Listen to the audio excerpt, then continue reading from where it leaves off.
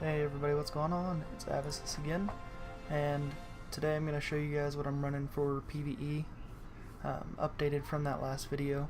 I did Migra tourists with my guild, and my damage was just kind of non-existent, so I've decided to switch up the build a little bit and go into Gladiator stance for some DPS.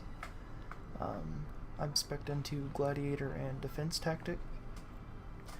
I went Gladiator because it allows you that middle tree here, your bleed. You can stack this bleed and kind of go back into your defensive, and you're kind of passively doing some damage while keeping yourself up.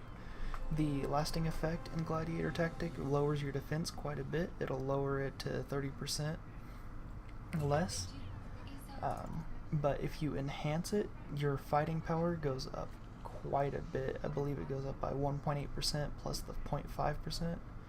So you're already at 2.3 stacking 15 times, so you're a little bit ahead in fighting power whenever you're stacking it up, and you'll get a stack every time you use a move. So 2 or 3 combos and you'll be fully stacked in this stance.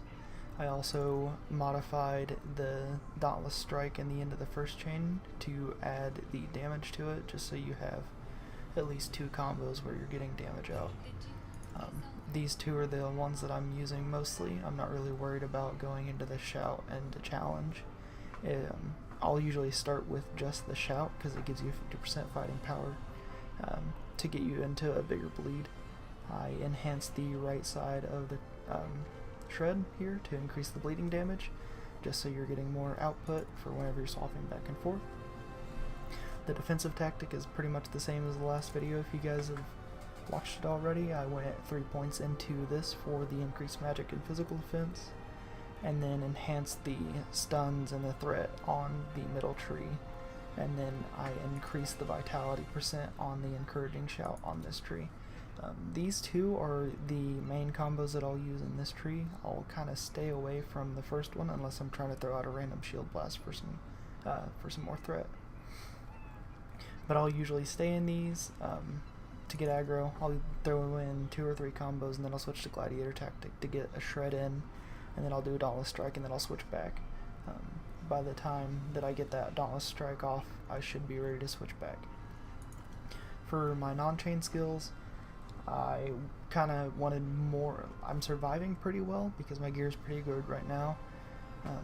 So I wanted some more fighting power. The obtained bravery, I have it increased by 35% now whenever your bravery is at 9 or 10, and most of the time you will be. After 3 combos you should be full bravery if you're throwing in your obtained bravery in between. And I also have a sword right now that shortens the cooldown by 10 seconds, so the cooldown is actually 5 seconds on the bravery. It's kind of ridiculous. The buff lasts 3, so you only have 2 seconds of downtime without the buff. So if you're being real cheeky with your rotations, you can pretty much get it on every time you're trying to add a bleed or add the Dauntless Strike for damage. For the leap, I just went for the reduced cooldown whenever you get a crit. Only 1 because I didn't have enough rose stone. I'm kind of saving it for what else I want to go into the second level on. For Guardian's Faith, I went into the improved party damage reduction, and I also went into Iron Will, or Solid Will. I went for the increased damage absorption, and it costs 2 bravery now instead of 1, but with how full you usually are in bravery, it's not that big of a difference. And the damage threshold, while they don't give you a full number on here, the percentage increase on this tree as opposed to this tree is a whole lot more, and you're totally immune to the positional control effects. The barrels tree, once again, just going down to the decreased damage by 10%. The standard magic and physical defense in this tree, I went up here and I got increased block, just so my block's a little bit more stacked now. I'm not really worrying about dodge right now, I'm just worrying about mitigation.